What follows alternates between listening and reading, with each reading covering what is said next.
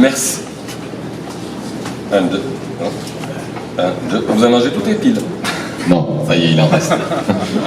Merci beaucoup, Christophe et Séverine, pour votre invitation. Merci à chacune et à chacun d'être présent à ce moment si particulier pour vous, entrepreneurs de cette belle commune, et pour nous, les représentants, avec Thierry Moreno, des buralistes, Antoine Palombo également, des buralistes barinois, mosellans, et pour moi, dans ma mission, les 23 300 buralistes de France.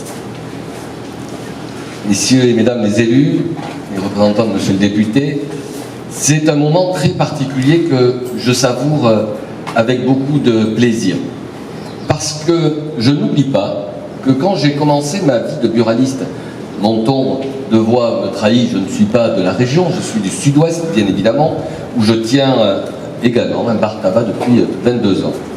J'ai été élu président des buralistes des Pyrénées-Atlantiques en 2003. Et le 30 juin, le lendemain de mon élection dans ce beau département des Pyrénées-Atlantiques, j'étais avec tous mes collègues de France à Strasbourg pour manifester une détresse, celle d'être buraliste frontalier par rapport à un drame qui se jouait à ce moment-là, des écarts de fiscalité. Et nous étions 5000 buralistes de toute la France réunis ici à Strasbourg, tous frontaliers.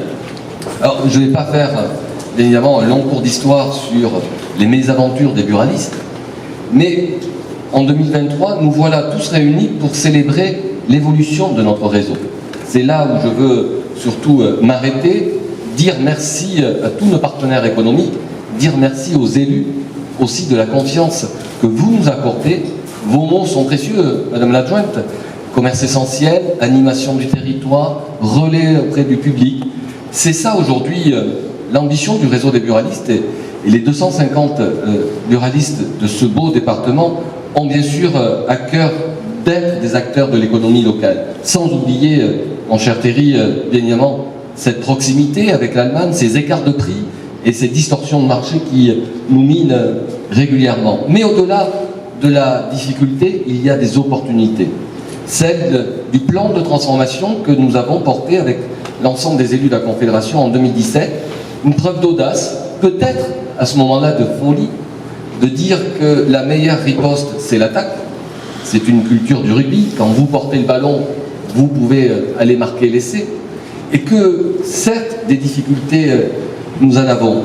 Qui n'en a pas aujourd'hui dans ce monde un peu chamboulé, crise économique, crise climatique, crise sociale, en tous les cas, des bonnes raisons de ne pas faire.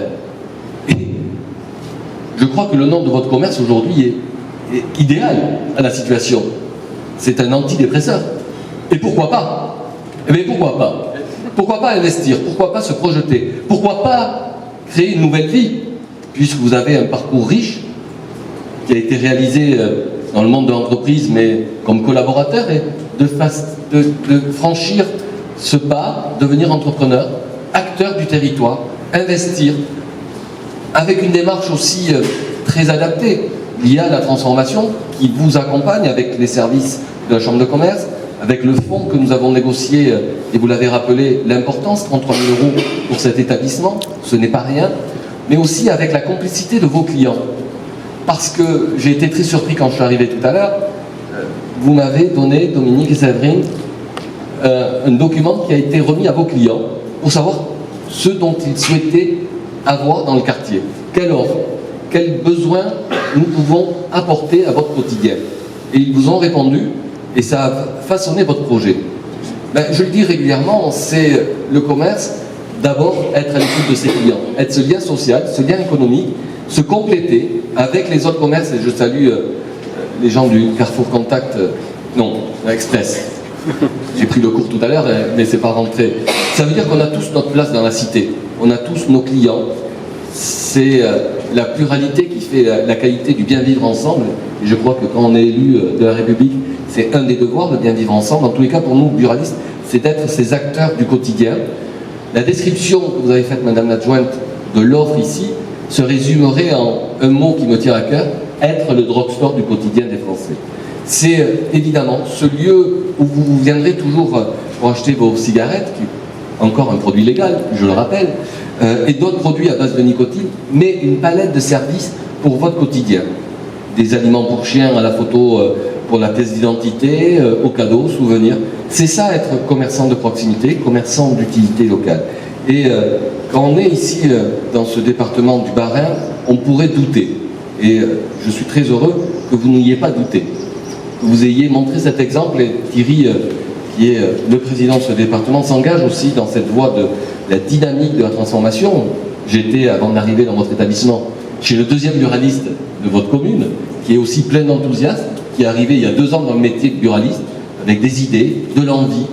Et c'est vraiment pour nous une satisfaction de voir cette volonté d'aller de l'avant et d'affronter bien évidemment des difficultés. Alors, je dirais un grand merci, un grand bravo. Vous êtes pour nous un exemple. Il y a parmi les 250 buralistes du Bas-Rhin à peu près 40 collègues qui se sont engagés dans la première saison de ce plan de transformation. Le ministre Gabriel Attal a renouvelé la confiance à notre réseau le 19 janvier dernier pour 5 ans d'accompagnement. Et quand on est entrepreneur, avoir 5 ans de visibilité, ce n'est pas rien. Ça permet de projeter, d'investir, de recruter, de créer d'emplois. Et on va, avec les moyens de la Confédération, s'y employer. Et même si on est en territoire des fois un peu compliqué, parce qu'on est frontalier, en tous les cas, on a aussi une preuve d'audace, une preuve d'engagement. Et je sais que Thierry porte cette volonté pour nos collègues barinois que j'ai rencontrés il y a 2 mois lors de l'Assemblée Générale. Et j'avais relevé un défi, moi aussi. Vous m'avez dit, si vous venez, il faudra inaugurer notre magasin. Et j'ai dit chiche. Et ben voilà, le chiche, c'est le 22 juin, puisqu'on est avec Thierry pour une journée à transformation dans le département. Et on souhaitait vraiment être à vos côtés pour cette très belle inauguration. À part ce moment de festivité, c'est surtout ce moment d'utilité que je souhaitais souligner. Merci beaucoup pour votre engagement et je suis sûr que dans le Bas-Rhin, cher Thierry, on aura à cœur de revenir souvent pour inaugurer et porter ce commerçant d'utilité locale. Merci à tous.